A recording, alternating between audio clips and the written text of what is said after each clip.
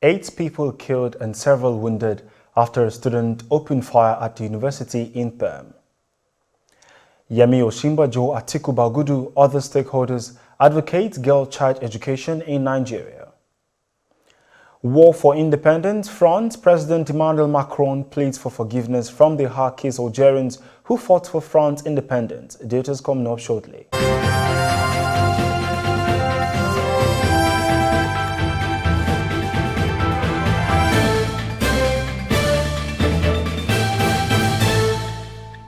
This is TOS Television, your digital-first Pan-African news network. I am Merciful Ajinamo, and you're watching TOS News 360. No fewer than 8 people have been reportedly killed and several others wounded after a student opened fire at a university in the Russian city of Perm. This is according to the National Investigative Committee Law Enforcement Agency. The Russian Investigative Committee said the shooter had been identified as a student at the university and has opened a murder probe into the incident.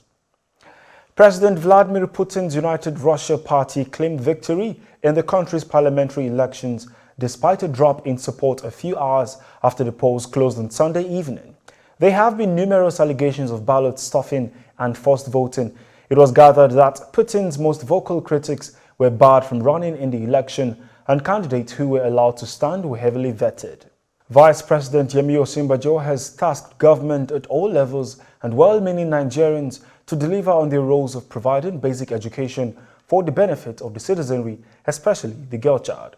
Osinbajo gave the task on Saturday night in his address as the special guest of honor at the Molpai Foundation 2021 Literacy Day with the theme, Promoting Literacy for Better Education in Nigeria. The stakeholders unanimously reached a consensus for an increased community commitment to build more schools across Nigeria so as to tackle the menace of the poor education of the girl child in the country. 7 students were reportedly injured when students of Plateau State Polytechnic on Monday staged a protest over the postponement of their semester examinations. The exams were postponed by the school authorities over an indefinite strike action embarked upon by lecturers of the institution. The students who were prepared to write the exams met the school gates completely barricaded. The angry students took to the street to protest, but the exercise was reportedly hijacked by hoodlums who smashed windscreens of cars. The police command in Adamawa State has arrested 1,146 suspected members of various high-profile criminal gangs across the state. Police Commissioner Adamu Ali, who disclosed this on Monday, said his command has got 426 of the suspects convicted by court, while 720 others were awaiting trial. He said the arrests and convictions were effected from January this year to date, beginning from January 11th when he assumed office as the state CP. This is your digital first Pan-African news network, TOS Television, and you're watching TOS News 360. Africa, business and sports stories when we return. Stay with us.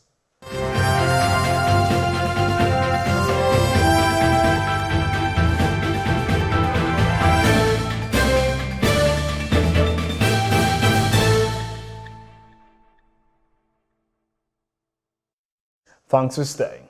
A man who was portrayed in a film as a life-saving hero during the Rwandan genocide has been convicted of terrorism by a court in Rwanda.